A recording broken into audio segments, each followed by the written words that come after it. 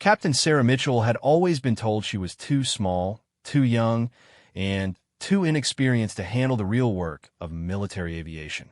At 28, she stood barely 5 feet 4 inches tall, with auburn hair pulled back in regulation style, and green eyes that held more determination than most people twice her age.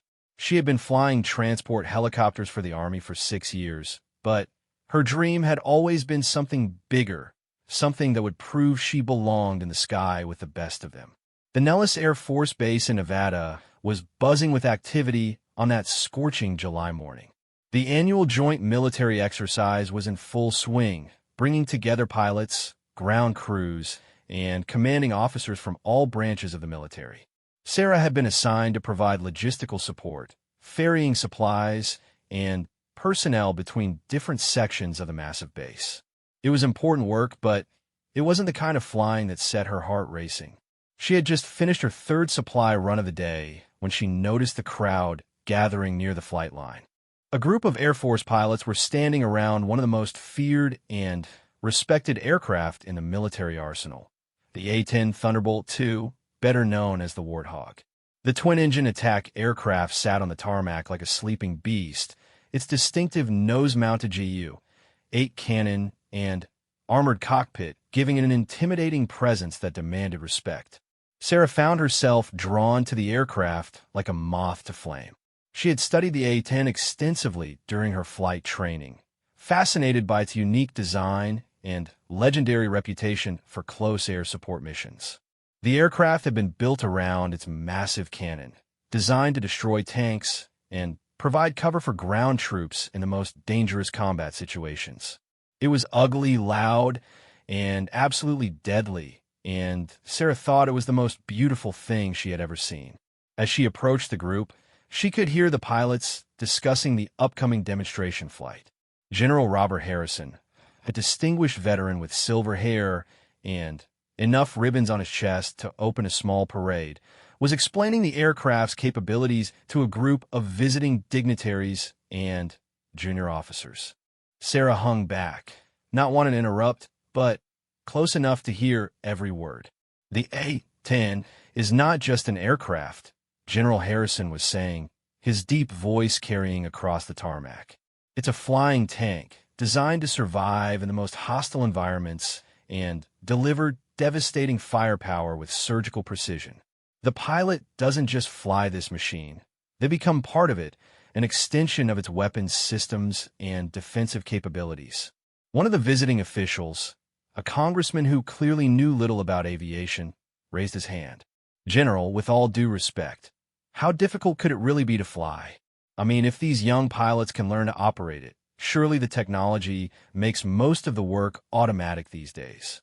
Several of the pilots exchanged glances, and Sarah could see the barely contained frustration on their faces. She knew that feeling well, having encountered similar ignorance about the complexities of military aviation throughout her career. Flying any military aircraft required years of training, split-second decision-making, and the ability to operate under extreme stress while managing multiple complex systems simultaneously. General Harrison's expression remained diplomatically neutral, but Sarah could see the slight tightening around his eyes. Congressman, I can assure you that flying the A-10 requires extensive training and exceptional skill. The aircraft may be 40 years old, but it remains one of the most challenging platforms to master. The pilot must coordinate weapons systems, navigation, communication, and defensive measures while flying at low altitude in potentially hostile territory. But surely the congressman persisted. With modern flight computers and automated systems, much of the complexity has been eliminated. I imagine even a transport pilot could figure it out with a little instruction. The comment hit Sarah like a physical blow. She felt her cheeks burn with embarrassment and anger, knowing that several people had noticed her Army uniform and helicopter pilot wings. The implication was clear. Transport pilots, especially Army transport pilots, were somehow lesser aviators who couldn't handle real flying. Before she could stop herself, Sarah stepped forward. "Excuse me, sir," she said, her voice steady despite the adrenaline coursing through her veins. But I think you might be underestimating the complexity of military aviation, regardless of the platform. The congressman turned to look at her, his expression showing mild surprise at being challenged by someone he clearly considered junior in both rank and experience. "And you are?" "Captain Sarah Mitchell, Army Aviation," she replied, coming to attention briefly before relaxing into a more casual stance. "I've been flying helicopters for 6 years, and I can tell you that there's nothing simple or automatic about military flying. Every aircraft has its own personality, its own challenges, and its own way of trying to kill you if you make a mistake." General Harrison looked at Sarah with interest, his experienced eyes taking in her confident posture and the conviction in her voice. "Captain Mitchell makes an excellent point," he said.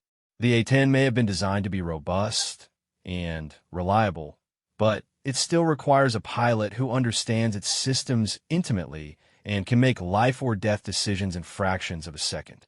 The congressman seemed unimpressed. "I'm sure Captain Mitchell is very competent with her helicopters, but surely you're not suggesting that flying a helicopter prepares someone for a fighter aircraft?" "The A-10 isn't technically a fighter," Sarah found herself saying, immediately regretting speaking up again. "It's an attack aircraft designed for close air support. And while the flight characteristics are certainly different from rotary wing aircraft, the principles of military aviation apply across all platforms. Situational awareness, systems management, and the ability to operate under pressure." A murmur went through the group of pilots, and Sarah realized she had probably said too much. She was a captain speaking to a congressman and a general, and her comments could easily be interpreted as insubordination or showing off. But she couldn't help herself. The dismissive attitude toward both transport aviation and her own capabilities had struck a nerve that went back to every time she had been told she wasn't good enough, wasn't strong enough, wasn't the right fit for military aviation. General Harrison studied Sarah for a long moment, his weathered face unreadable. She could feel the weight of his gaze and the attention of everyone in the group. The silence stretched uncomfortably, and Sarah began to wonder if she had just ended her military career with a few poorly chosen words. Then, to everyone's surprise, General Harrison smiled.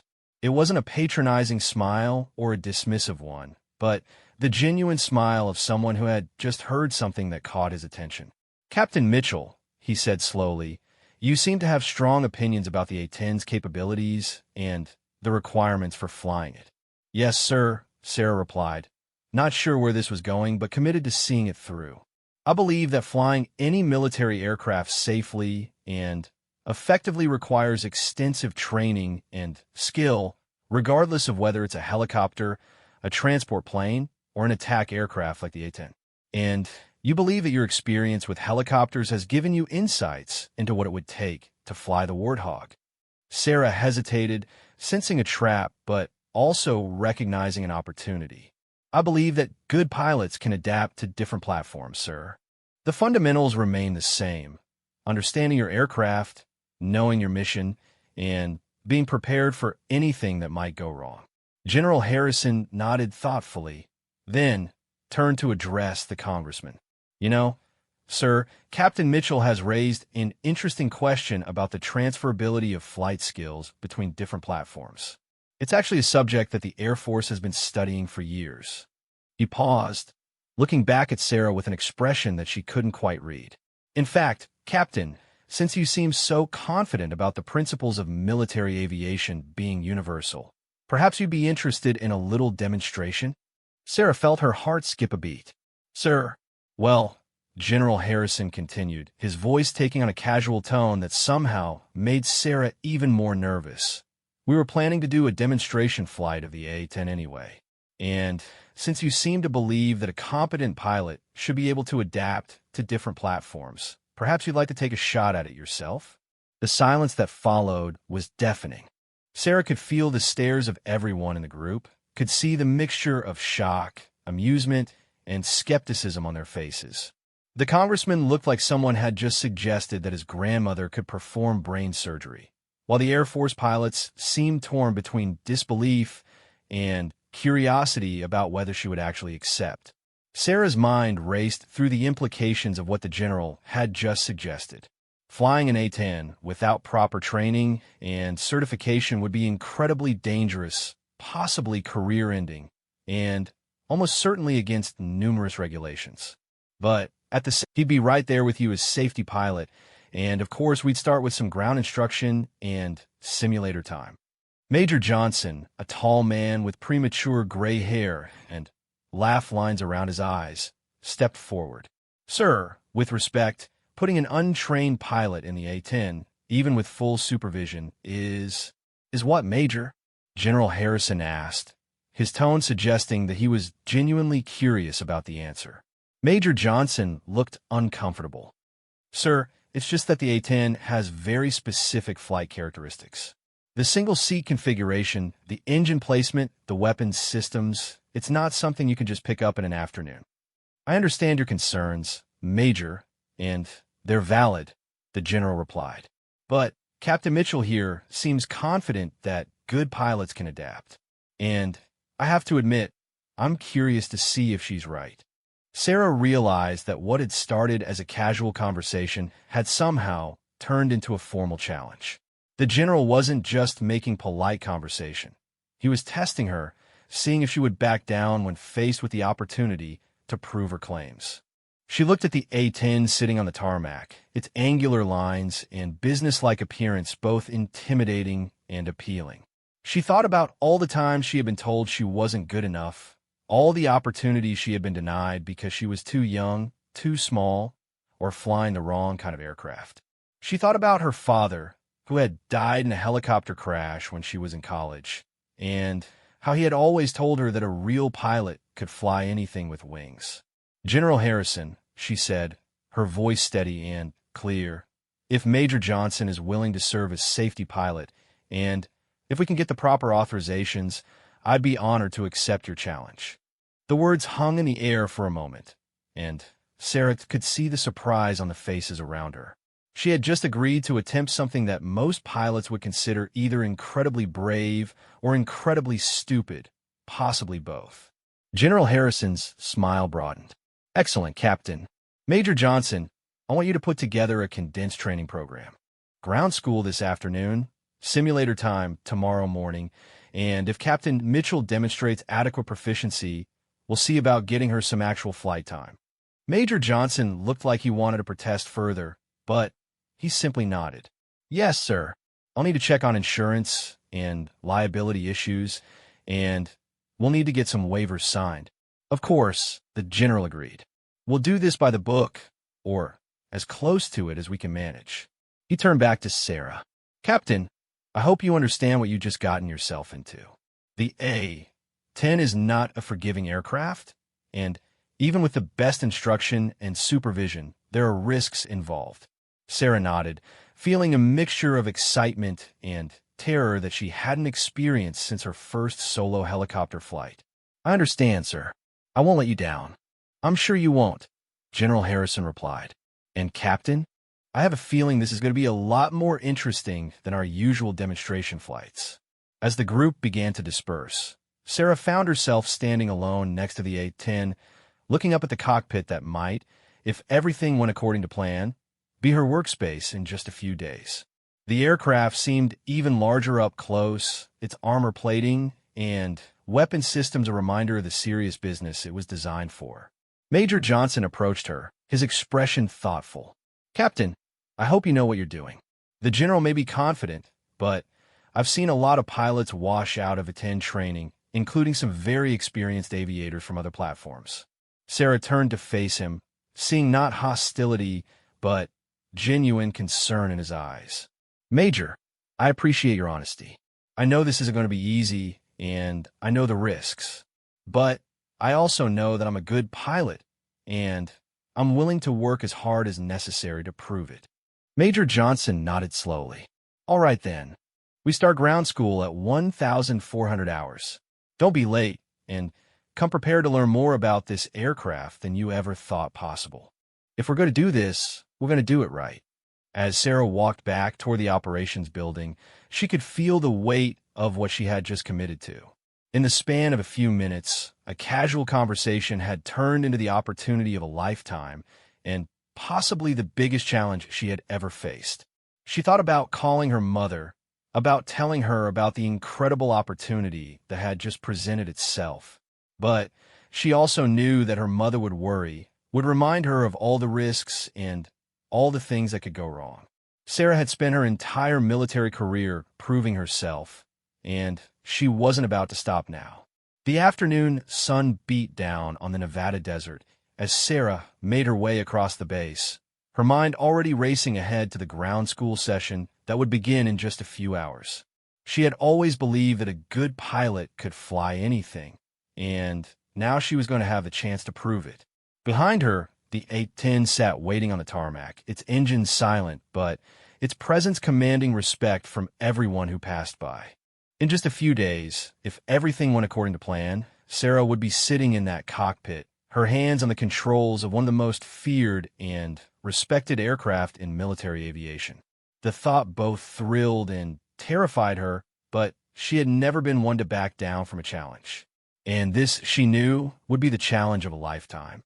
The classroom felt smaller than it should have, considering it was designed to hold 30 students. But with just Sarah, Major Johnson, and two other A-10 pilots who had volunteered to help with the accelerated training program, the space seemed intimate and intense. Charts covered the walls showing the aircraft systems, emergency procedures, and weapons configurations, while a large monitor at the front of the room displayed detailed schematics of the A-10's complex internals.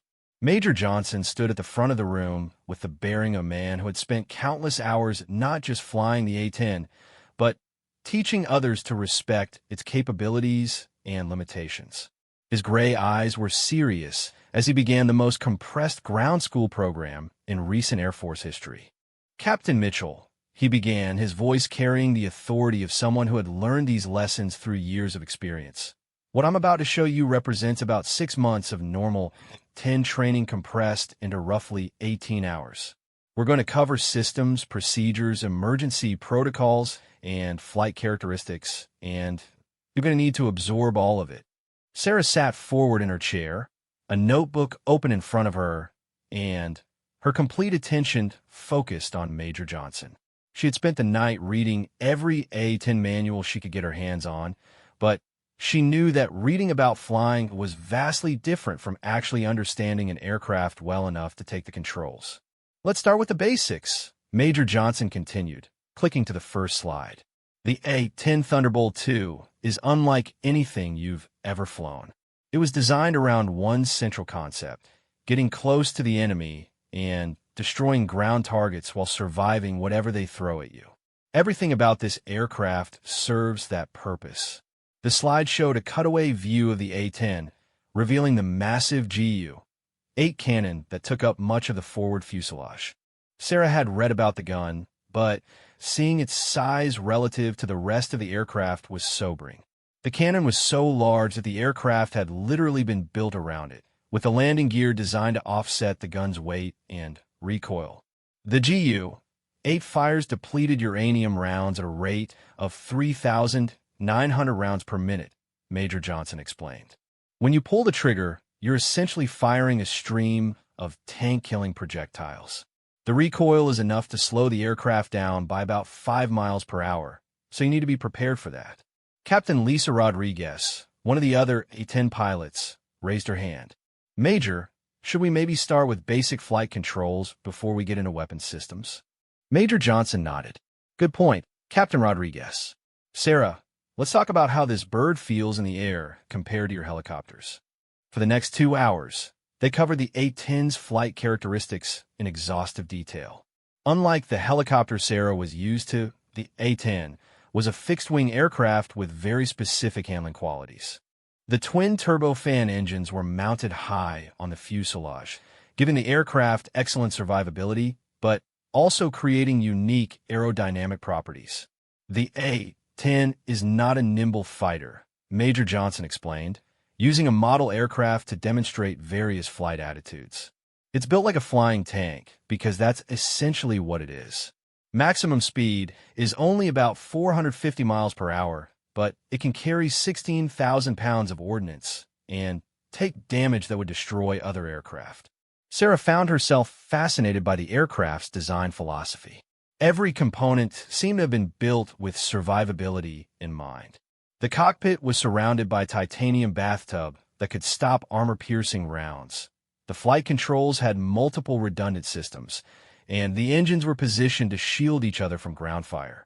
"Here's something you won't find in any other aircraft," Major Johnson said, pointing to a schematic of the hydraulic system.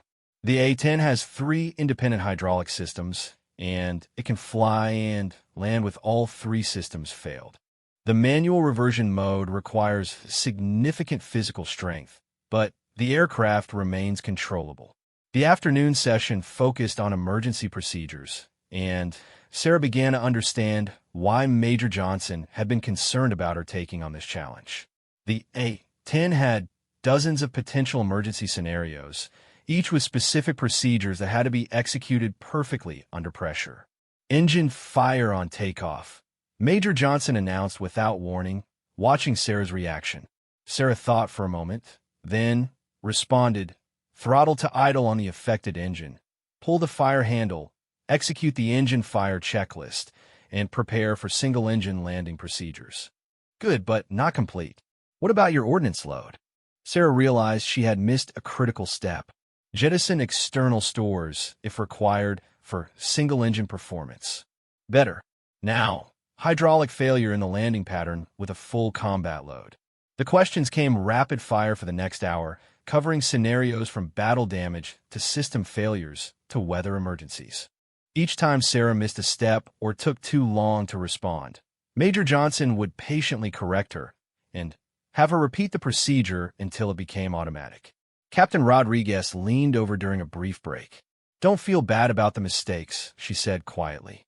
"It took me months to get comfortable with all the emergency procedures, and I had the full training program. You're doing better than most people would in your situation." By evening, Sarah's head was spinning with information about engines, weapons, navigation systems, and emergency procedures. Major Johnson dismissed the group with instructions to review the materials and be ready for simulator training first thing in the morning.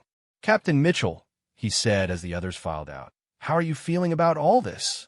Sarah looked up from her notes, which covered nearly 30 pages of detailed information about aircraft systems and procedures. "Honestly, Major, I'm overwhelmed, but also more excited than I've been in years. This aircraft is incredibly complex, but everything about it makes sense from an engineering and tactical perspective." Major Johnson smiled for the first time that day. "That's exactly what I was hoping to hear.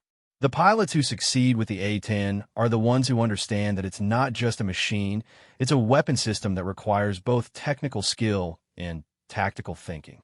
The next morning found Sarah in the A-10 simulator, a sophisticated training device that replicated the cockpit environment with startling accuracy. The instructor station was manned by Major Johnson and Captain Rodriguez, while Sarah strapped herself into the ejection seat that had been adjusted for her smaller frame. "Okay, Sarah," Major Johnson's voice came through the headset. "We're going to start with basic aircraft handling. Pre-flight checks first." Sarah worked through the lengthy checklist, her hands moving across switches and controls that were becoming familiar after hours of study. The A-10's cockpit was more spacious than she had expected, with everything positioned within easy reach, but the sheer number of systems and controls was daunting. "Engine start sequence," Major Johnson announced. Sarah went through the startup procedures, watching engine parameters come online on the multifunction displays. The simulator accurately reproduced the sound and vibration of the twin turbofan engines spooling up, and she could feel the aircraft's systems coming alive around her. "Take us out to the practice area," Major Johnson instructed. "Standard traffic pattern departure." Sarah advanced the throttles and felt the simulated aircraft begin to move. The A-10's acceleration was different from anything she had experienced in helicopters, the forward thrust pushing her back into the seat as the aircraft gained speed down the runway.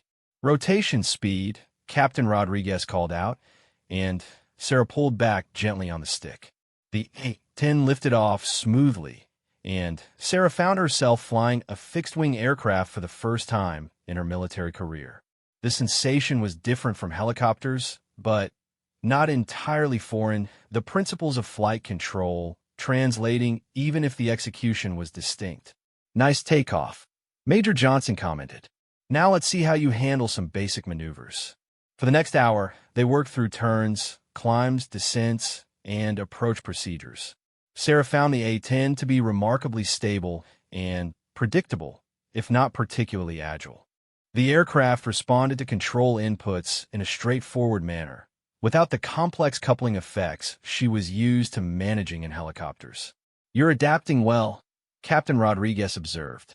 "Your helicopter experience is actually helping you. You're used to managing multiple systems simultaneously and thinking about three-dimensional movement." "Let's try some weapons procedures," Major Johnson announced, and the simulator environment changed to show targets on the ground below. Sarah worked through the targeting sequence, using the aircraft's sophisticated sensors to identify and track ground targets. The process was more complex than she had anticipated, requiring coordination between multiple systems while maintaining aircraft control and situational awareness. "Gun run on the tank convoy," Major Johnson instructed. Sarah lined up on the target, watching the targeting reticle move across the display. When she pulled the trigger, the simulator shook violently, reproducing the massive recoil of the A-10 cannon. The aircraft slowed noticeably, just as Major Johnson had warned, and Sarah had to compensate with additional thrust. "Good tracking," Captain Rodriguez commented. "You kept the reticle on target despite the gun effects." They practiced for hours, working through increasingly complex scenarios. Sarah found herself sweating despite the air-conditioned simulator. The mental workload of managing all the aircraft systems while executing tactical procedures more demanding than anything she had experienced in helicopter operations. "Emergency scenario," Major Johnson announced without warning, and alarms began sounding in the cockpit. "Engine fire, number 1 engine," Sarah called out, immediately running through the emergency checklist she had memorized the night before. She secured the affected engine, pulled the fire handle, and began preparing for single-engine approach procedures. "Hydraulic system failure," Captain Rodriguez added, increasing the complexity of the emergency. Sarah's hands moved across the cockpit, configuring backup systems and adjusting her approach profile to account for the reduced aircraft performance. The simulator accurately reproduced the increased control forces required for manual reversion, and she found herself working harder physically to maintain aircraft control. "Emergency landing at the nearest suitable field," Major Johnson instructed. Sarah executed the approach, fighting the heavier control forces and reduced aircraft performance while maintaining precise flight path control. When she touched down and brought the aircraft to a stop, she realized she was breathing hard and her hand was shaking slightly from the adrenaline. "Outstanding," Major Johnson said, and Sarah could hear the genuine approval in his voice. "That was a complex emergency scenario, and you handled it like a pilot with years of A-10 experience." They continued simulator training for the rest of the day, working through combat scenarios, adverse weather conditions, and multiple system failures. By evening, Sarah felt like she had been flying the A-10 for months rather than hours, the aircraft systems and procedures becoming increasingly natural. "How do you feel about attempting an actual flight tomorrow?" Major Johnson asked as they secured the simulator. Sarah considered the question carefully. The simulator had been challenging but manageable, and she felt confident in her understanding of the aircraft's basic systems and procedures. But she also knew that real flying would present challenges that no simulator could fully replicate. "I think I'm ready," she said finally, "or at least as ready as I can be given the circumstances." Major Johnson nodded approvingly. "I think you are too. We'll start with some basic handling in the local flying area, nothing too aggressive. Just get a feel for how the aircraft behaves in real air." Captain Rodriguez gathered up the training materials they had been using. "Sarah, I have to say, I was skeptical when Major Johnson told me about this project. But you've impressed me. You're picking this up faster than most pilots who go through the full training program." As they walked out of the training building, Sarah looked across the flight line to where the A-10 sat waiting. Tomorrow, if everything went according to plan, she would be sitting in that cockpit for real, her hands on the controls of one of the most formidable aircraft in the world. The thought both excited and terrified her, but she had come too far to back down now. She had proven to herself and to Major Johnson that she could master the aircraft's systems and procedures. Tomorrow, she would find out if she could actually fly it. That night, Sarah lay in her temporary quarters reviewing the day's lessons and preparing mentally for the flight ahead. She thought about her father, wondering what he would think of his daughter about to fly a combat aircraft that he could never have imagined when he was teaching her about aviation in his old Cessna. She also thought about all the people who had doubted her over the years, who had suggested that she wasn't cut out for military aviation or that transport pilots couldn't handle real flying. Tomorrow would be her chance to prove them wrong, to demonstrate that a good pilot really could adapt to any platform. But mostly, she thought about the opportunity itself, the incredible chance she had been given to push her limits and discover what she was truly capable of. Whatever happened tomorrow, she knew she would never forget the experience of learning to fly the A-10, and she was determined to make the most of every moment in the air. The Nevada sunrise painted the sky in brilliant oranges and purples as Sarah walked across the tarmac toward the A-10 that would either make her career or end it. The morning air was cool and crisp, a welcome relief from the previous day's desert heat, but Sarah barely noticed the weather. Her entire focus was on the aircraft waiting for her, its angular silhouette looking both menacing and beautiful in the early light. Major Johnson was already conducting his pre-flight inspection when Sarah arrived, his experienced hands checking every surface, connection, and system with the thoroughness that came from years of flying combat aircraft. Captain Rodriguez stood nearby with a clipboard, documenting each step of the inspection process for the official record that would be required after such an unusual training flight. "Good morning, Captain Mitchell," Major Johnson called out as he checked the main landing gear. "Ready for your first real A-10 flight?" Sarah nodded, though she wasn't entirely sure that ready was the right word for how she felt. She had spent the night reviewing procedures and emergency checklists, but there was a difference between knowing something intellectually and being able to execute it under the stress of actual flight. "As ready as I can be, Major." "How's the aircraft looking?" "Perfect condition," Major Johnson replied, completing his exterior inspection. "Maintenance did a complete check yesterday evening, and all systems are green. We've got a full fuel load, but no external stores, so handling will be as easy as it gets."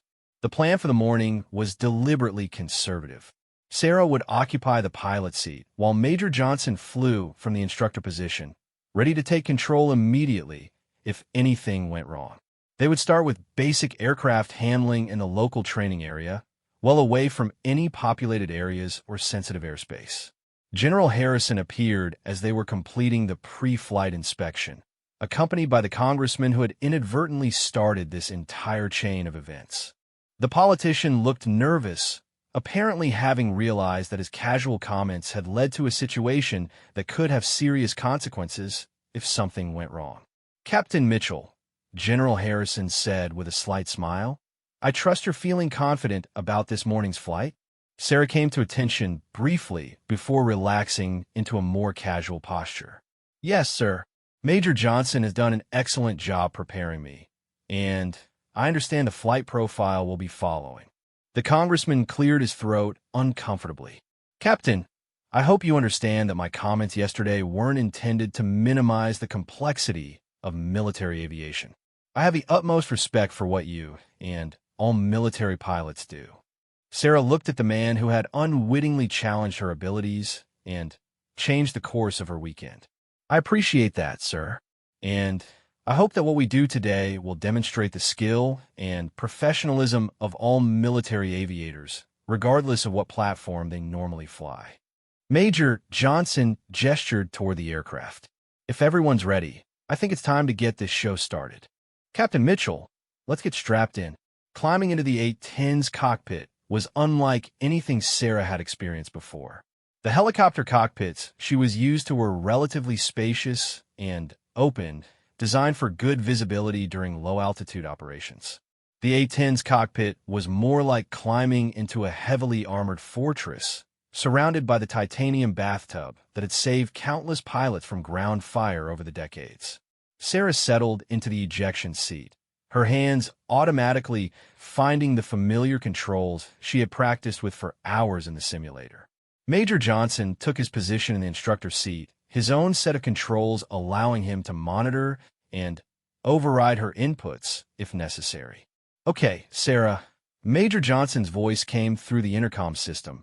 "Let's start with the pre-flight checks. Take your time and talk through each step." Sarah began working through the lengthy checklist, her voice steady as she called out each item. Battery switch on, hydraulic pressure normal, engine instruments in the green. The familiar ritual of preparing an aircraft for flight helped calm her nerves and focus her attention on the task ahead. The engine start sequence was smooth and routine, the twin turbofan engines spooling up with the distinctive whine that identified an A-10 from miles away. Sarah could feel the aircraft coming alive around her, the various systems powering up, and the flight controls becoming responsive. "Nellis Tower, Hog 77 ready for departure." Major Johnson called on the radio, using the A-10's traditional call sign. "Hog 77, cleared for takeoff, runway 03 left, winds 040 at 8, contact departure on 125.7. Sarah looked over at Major Johnson, who nodded encouragingly. "Your aircraft, Captain. Take us up." Sarah advanced the throttles, feeling the surge of power as the engines responded. The A-10 began to accelerate down the runway, and Sarah was surprised by how smooth and predictable the acceleration felt compared to the simulator. The aircraft tracked straight down the center line with minimal control inputs, its stable design making takeoff almost effortless. "Rotate," Major Johnson called out, and Sarah pulled back gently on the stick. The A-10 lifted off cleanly, and for the first time in her life, Sarah was actually flying a fixed-wing military aircraft.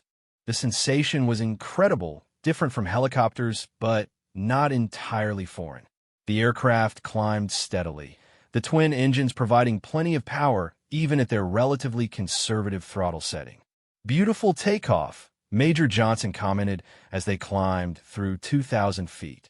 "Contact departure, and let's head out to the practice area." The flight to the training area took about 15 minutes, during which Sarah became increasingly comfortable with the A-10's handling characteristics. The aircraft was stable and predictable, responding to control inputs in a straightforward manner without any of the complex coupling effects that made helicopter flying so challenging. "All right, Sarah," Major Johnson said as they reached the practice area.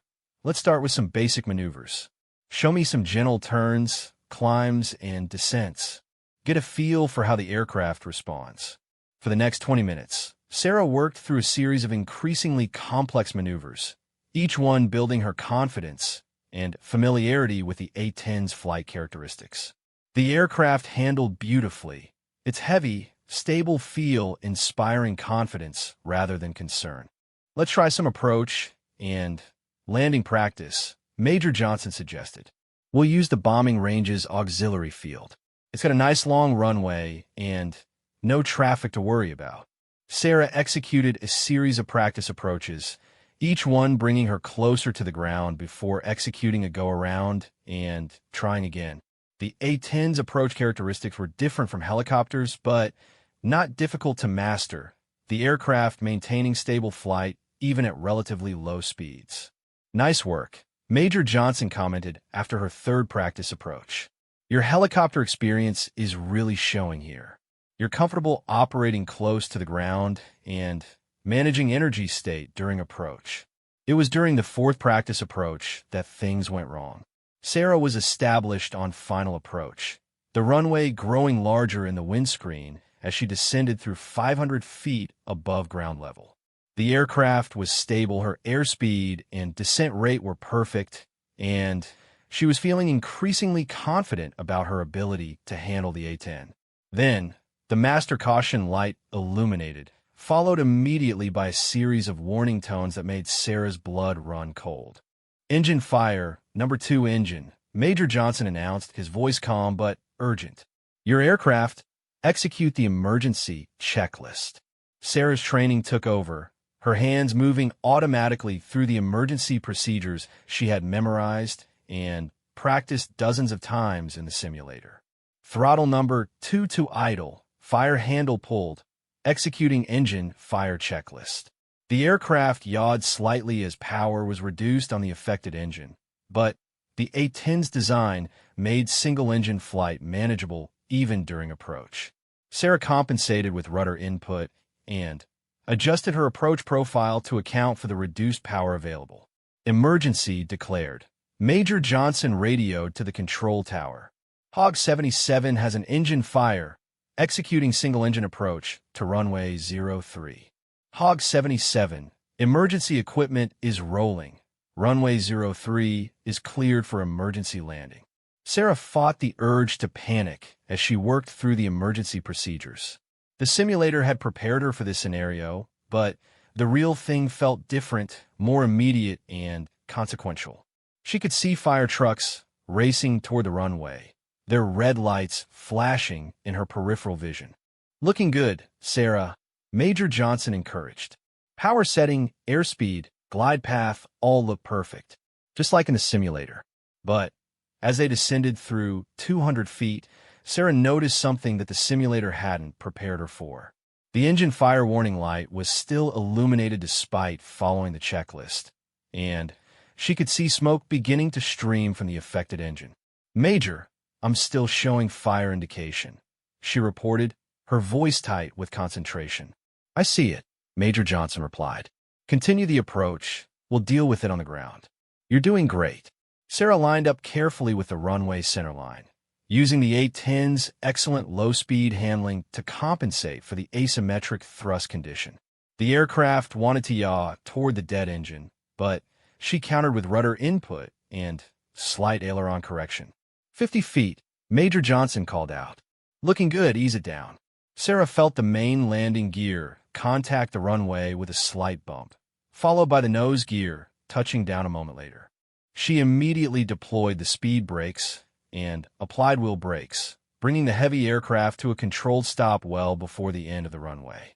"Hog 77 is down and stopped," Major Johnson radioed. "Emergency equipment can approach." Sarah shut down the engines and began securing the aircraft systems, her hands shaking slightly from the adrenaline coursing through her system. She had just successfully executed an emergency landing in an aircraft she had been flying for less than an hour, and she couldn't quite believe what had happened. "Outstanding job," Major Johnson said as emergency vehicles surrounded the aircraft. "That was textbook emergency procedures under pressure. I've seen experienced A-10 pilots handle that scenario worse than you just did." The fire turned out to be relatively minor, caused by a failed oil seal that had allowed hot oil to contact the exhaust system. The aircraft would need maintenance attention, but there had never been any real danger of catastrophic failure. Still, the emergency had provided an unexpected test of Sarah's ability to handle crisis situations in an unfamiliar aircraft. General Harrison was waiting when they climbed down from the cockpit, his expression mixing concern and curiosity. "How did she do, Major?" "Sir, Captain Mitchell handled that emergency better than most pilots with years of A-10 experience. Her decision-making was sound, her stick and rudder skills were excellent, and she never showed any signs of panic or confusion." The general looked at Sarah, who was still processing the events of the last few minutes. "Captain, how do you feel about what just happened?" Sarah considered the question carefully. The emergency had been frightening, but it had also been an incredible learning experience. She had discovered that her training and preparation had been adequate to handle a real crisis, and that the skills she had developed flying helicopters had indeed transferred to fixed-wing aircraft. "Sir, it was intense, but I felt prepared for it. The training Major Johnson provided was excellent, and the aircraft behaved exactly as I had been taught to expect. I'm grateful for the opportunity to demonstrate that emergency procedures work when they're executed properly. Captain Rodriguez, who had been monitoring the flight from the ground, approached the group. Sarah, I have to say, I'm impressed. That wasn't just a successful emergency landing. It was a demonstration of airmanship under pressure. You've proven that good pilots really can adapt to different platforms. The congressman, who had been conspicuously quiet during the emergency, finally spoke up. Captain Mitchell, I owe you an apology. I clearly underestimated both the complexity of military aviation and your own capabilities as a pilot. What I witnessed today has given me a much greater appreciation for the skill required to operate these aircraft. General Harrison smiled broadly. Captain, I think you've answered some important questions today, both about pilot adaptability and about your own capabilities.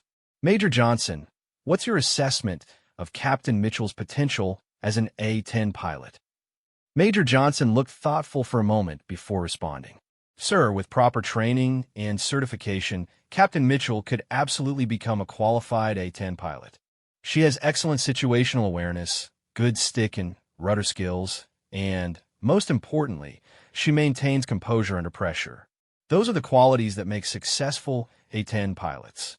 Sarah felt a surge of pride and accomplishment unlike anything she had experienced in her military career. She had not only successfully flown a complex military aircraft, but had proven her ability to handle emergencies and adapt to new challenges.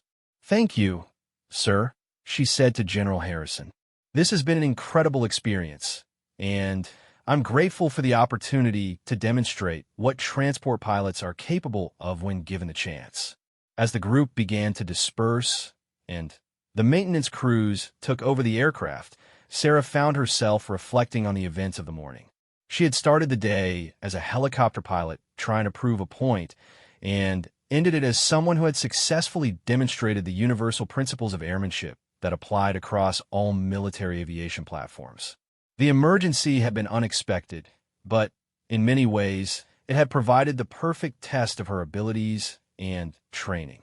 She had proven to herself and to others that good pilots really could adapt to new aircraft when properly prepared and motivated. But perhaps most importantly, she had discovered something about herself that she hadn't known before. She wasn't just a good helicopter pilot. She was a good pilot, period, capable of mastering any aircraft when given the proper training and opportunity. The realization was both humbling and empowering, opening possibilities she had never considered before. 3 months later, Captain Sarah Mitchell stood in her quarters at Nellis Air Force Base, staring at the letter that had arrived in that morning's mail. The official Department of Defense letterhead seemed to glow in the afternoon light streaming through her window, but it wasn't the fancy paper that made her hands tremble as she read the contents for the third time. The letter was from General Harrison, but it carried endorsements from the highest levels of both the Army and Air Force. It was an invitation to participate in a revolutionary cross-training program that would allow select pilots to qualify on multiple aircraft types across service branches. Sarah's performance during her impromptu A-10 flight had apparently generated more interest than she could have imagined. The past 3 months have been a whirlwind of debriefings, interviews, and evaluations. Military aviation experts had analyzed every aspect of her A-10 flight, from her emergency procedures to her overall adaptability. The consensus was unanimous. Her success represented something significant for the future of military pilot training. A knock at her door interrupted her thoughts.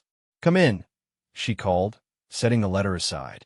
Major Johnson entered, carrying a folder under his arm and wearing an expression that Sarah couldn't quite read. Over the past months, he had become not just an instructor, but a mentor and friend, someone who understood the unique challenges she had faced and the opportunities that lay ahead. "Sarah, I hope you've had a chance to read the letter from General Harrison," he said, settling into the chair across from her small desk. "I've read it 3 times," Sarah replied. "I'm still trying to process what it means." Major Johnson smiled.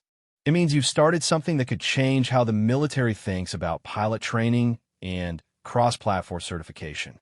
The brass is talking about formal programs that would allow the best pilots from each service to train on other aircraft types.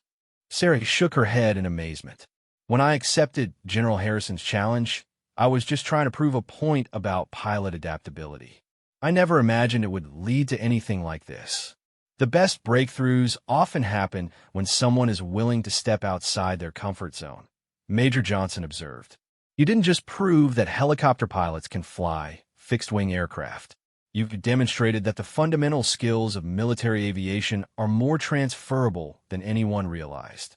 The folder Major Johnson carried contained the official report on Sarah's A-10 flight, a document that had been circulated throughout the Pentagon and was already influencing discussions about future training programs. The report documented not just her successful flight, but her rapid acquisition of complex aircraft systems knowledge and her performance under emergency conditions. There's something else, Major Johnson continued, opening the folder to reveal another set of documents. The Air Force has approved a formal cross-training slot for you, if you're interested. You could spend a year here at Nellis, complete full A-10 qualification training, and then return to the Army with dual qualified status. Sarah felt her heart skip a beat.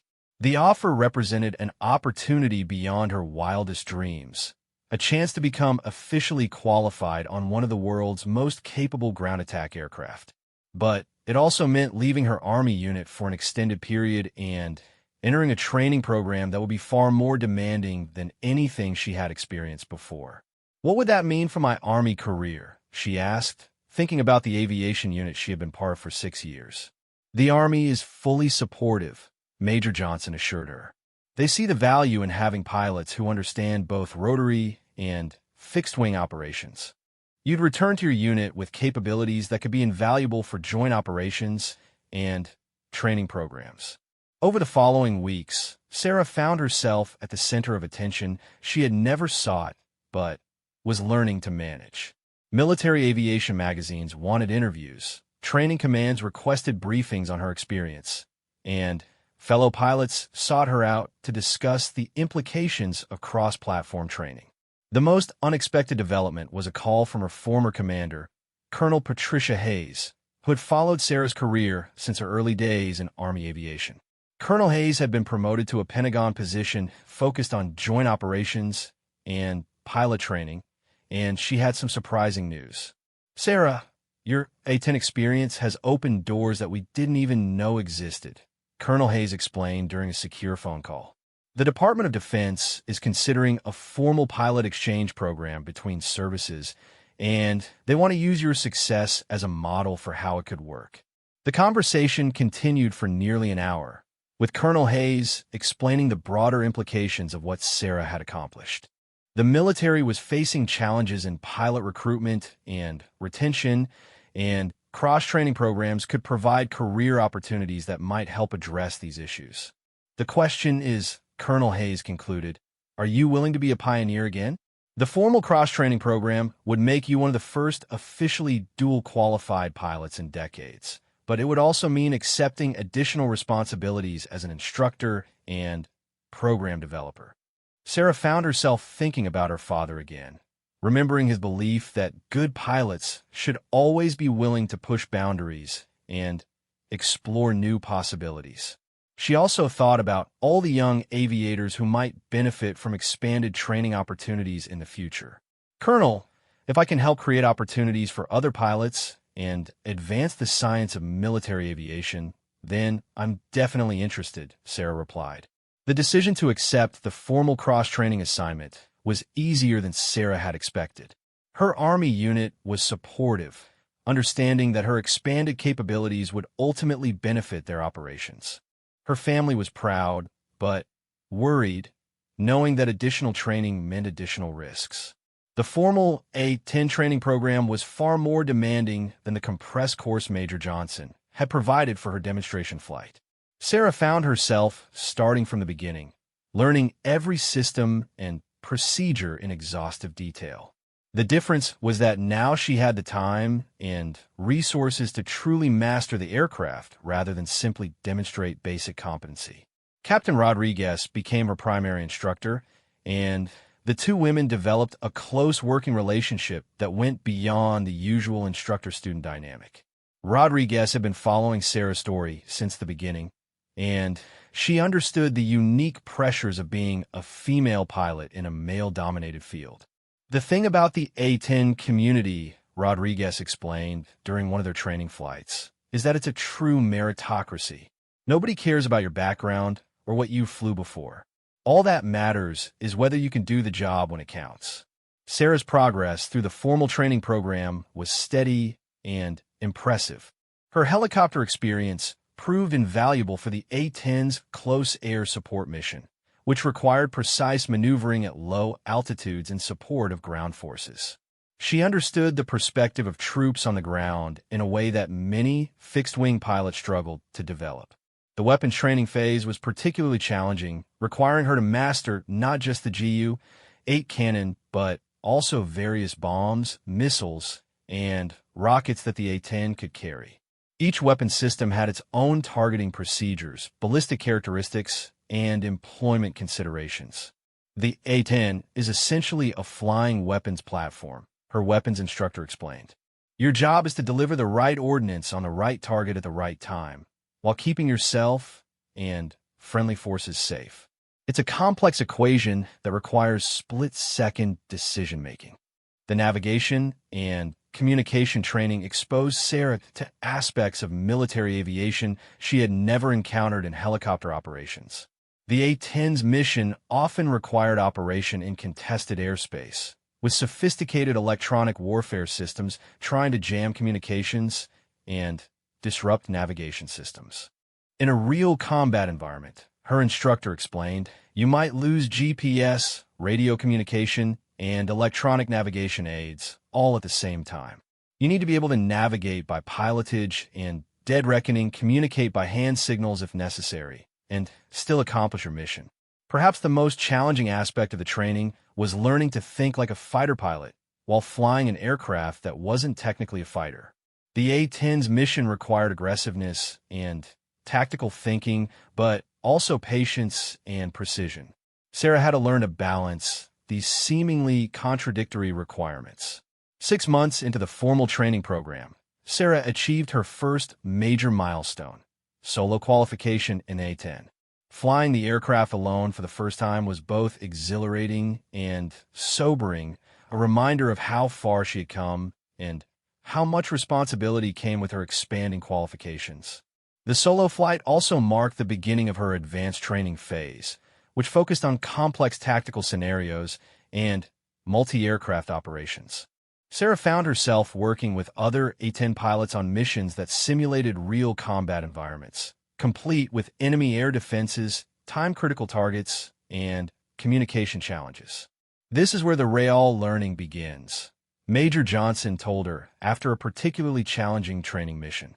Flying the aircraft is just the foundation. Understanding how to employ it effectively in complex tactical situations is what separates good pilots from great ones.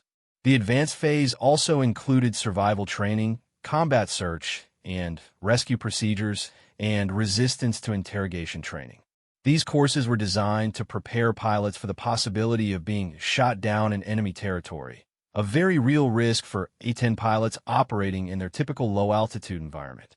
Sarah's progress through these courses was closely monitored by senior officers who were using her experience to develop the broader cross-training program.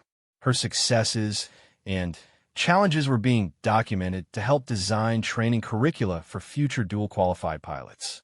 8 months after beginning the formal training program, Sarah achieved full A-10 qualification, making her one of the few pilots in military history to be officially certified on both rotary and fixed-wing combat aircraft. The achievement was marked by a ceremony attended by General Harrison, Colonel Hayes, and representatives from both the Army and Air Force. Captain Mitchell has proven that the boundaries between different aviation communities are more artificial than we previously believed, General Harrison said during the ceremony. Her success opens the door to training programs that could revolutionize how we develop and employ military aviators. But for Sarah, the most meaningful moment came when her mother pinned on her new wings the A-10 qualification badge that would join her Army aviator wings as symbols of her expanded capabilities. "Your father would be so proud," her mother whispered, tears in her eyes. "He always said you could fly anything, and you've certainly proven him right." The formal completion of her A-10 training marked the beginning of a new phase in Sarah's career.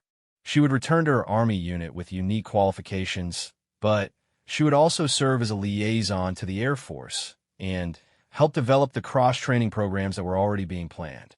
More importantly, she had discovered capabilities within herself that she hadn't known existed. The shy helicopter pilot who had accepted General Harrison's challenge almost a year earlier had evolved into a confident, dual-qualified aviator with the knowledge and experience to contribute to the future of military aviation. The transformation hadn't been easy. It had required months of intensive training, countless hours of study, and the willingness to constantly push beyond her comfort zone. But it had also provided rewards beyond anything Sarah had imagined when she first looked up at that A-10 on the tarmac at Nellis. As she prepared to return to her Army unit, Sarah reflected on the journey that had brought her to this point. What had started as a casual conversation about aircraft complexity had evolved into a career-defining experience that would influence military aviation training for years to come. She thought about all the young pilots who would benefit from the cross-training programs being developed, the opportunities that would be available to future aviators that hadn't existed before. The knowledge that her willingness to accept an unexpected challenge had opened doors for others gave her a sense of purpose that went far beyond her own career advancement. Standing on the flight line at Nellis for the last time as a student, Sarah looked at the A-10 she had learned to fly with skill and confidence. The aircraft that had once seemed impossibly complex and intimidating was now as familiar as the helicopters she had been flying for years. But more than that, the aircraft had become a symbol of what was possible when people were willing to challenge assumptions and push boundaries.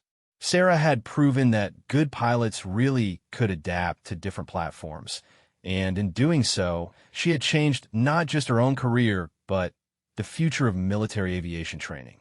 The sun was setting over the Nevada desert as Sarah walked away from the flight line, her dual qualification complete, and her future full of possibilities she was only beginning to understand. Behind her, the A-10 sat waiting for its next student, ready to teach another pilot that the only real limits in aviation were the ones people imposed on themselves. General Harrison had been right when he said her flight would be more interesting than a usual demonstration. What he probably hadn't anticipated was that it would also be the beginning of a transformation that would influence military aviation for decades to come. Sarah Mitchell had accepted a casual challenge and discovered that sometimes the biggest changes in life come from the simplest decisions to prove what's possible.